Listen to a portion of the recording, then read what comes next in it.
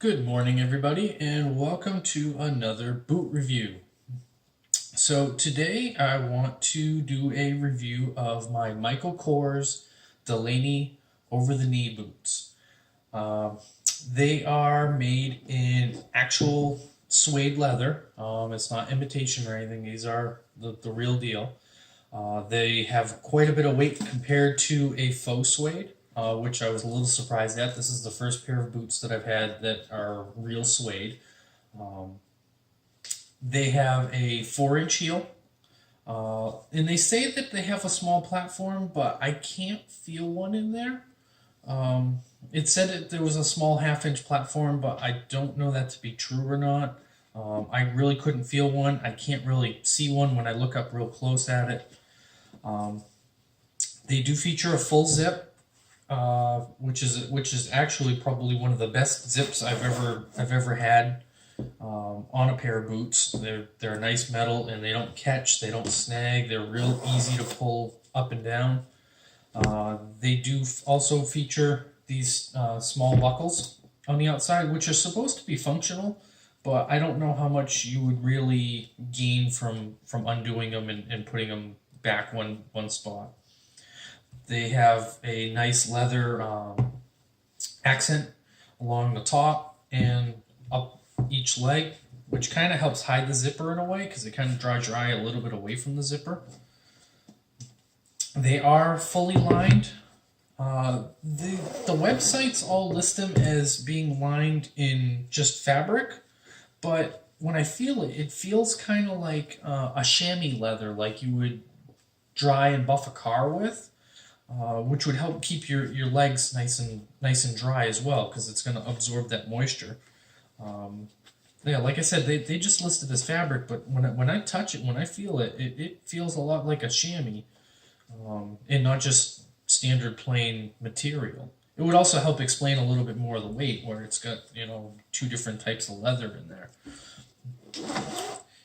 In the back, it also features a cutout. Like I said, these are over the knee boots, so this kind of comes to the bottom of your knee, and this part goes just up over the top of the knee. They have a little bit of a different design where the front is a little taller than the back, and it is covered in leather inside there as well. But overall, a very, very nice boot. Very well constructed. Of course, coming from Michael Kors, you probably wouldn't expect anything less than that. These are in a size 11. I got these on eBay as a blemished model.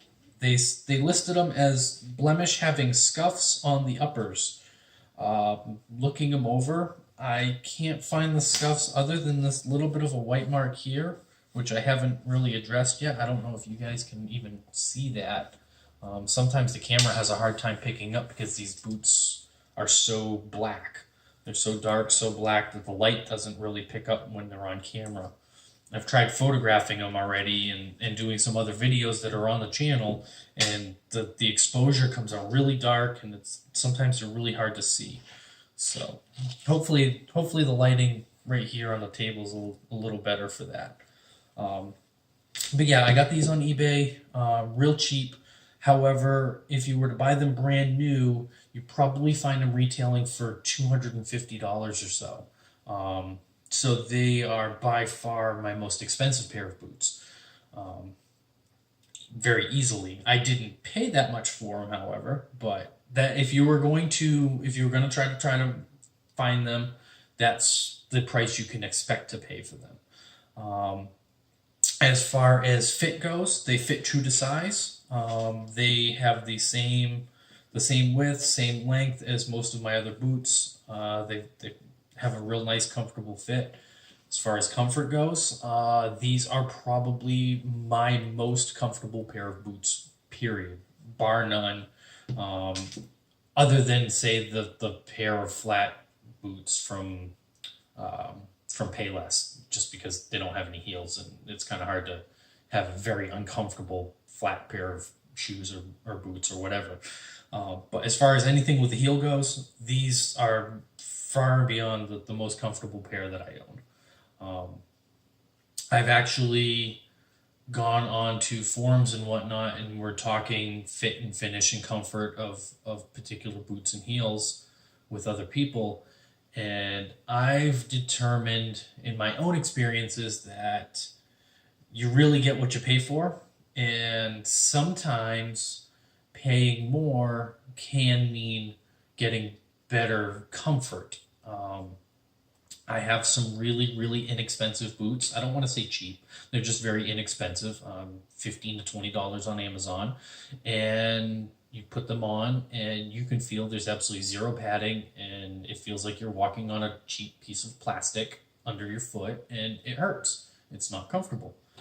Then I have my Pleaser brand boots, which in the range of retail are not the most, they're still considered quote unquote cheap boots. But in my collection, they are my mid range. So in my collection, not only do I have the Pleasers, but I also have a pair by Guess and a pair by Madden Girl. Those are still not high end, but they're at least designer names. But they all kind of fit into the same category for fit and finish, for the quality of how they're made and that sort of thing, the stitching and whatnot. I find Pleaser to be right along those same lines. I even at one point had a pair of Jessica Simpson boots, and again, those are fairly they were a little step above and beyond Guess and Madden, Steve Madden, Madden Girl, but they still were nowhere near what Michael Kors are, which should be fairly obvious. I mean, for $250, you should be getting a good pair of boots and not, something that's sold at anywhere, just anywhere, I should say. So I find that the Pleasers and the Guess boots and that sort of thing, they were comfortable. And I thought they were real comfortable compared to the really cheap boots until I got these. And it skewed my whole way of thinking. And I realized there's a reason why people will pay $250 for a pair of these boots. It's because, in my own personal opinion, they're actually worth it. Up until the time that I got them, and I got them for such a steal, I couldn't pass them up. I mean, I only paid like $60 for these, and they were brand new. Didn't come with there was no box, and there was no tags, so it was new without box, new without tags, and blemishes. And, but I mean, for that price, I had to give it a shot. It was like, okay, you know what?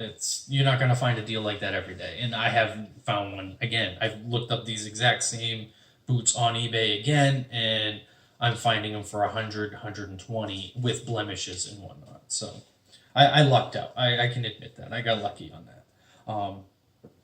But to go with the higher end and designer brands, it's definitely something to think about. If you can save up to afford it, it's definitely worth it in the long run.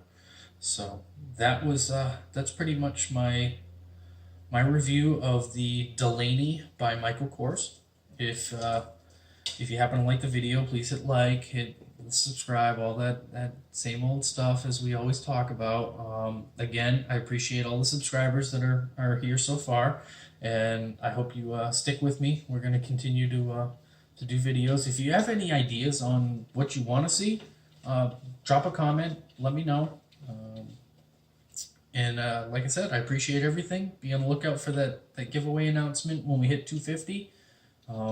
Well, I'll start to finalize some stuff, and when we hit 500, I will definitely let you guys know exactly what the giveaway is going to entail, and we'll go from there. I appreciate it. Thanks. Have a good day.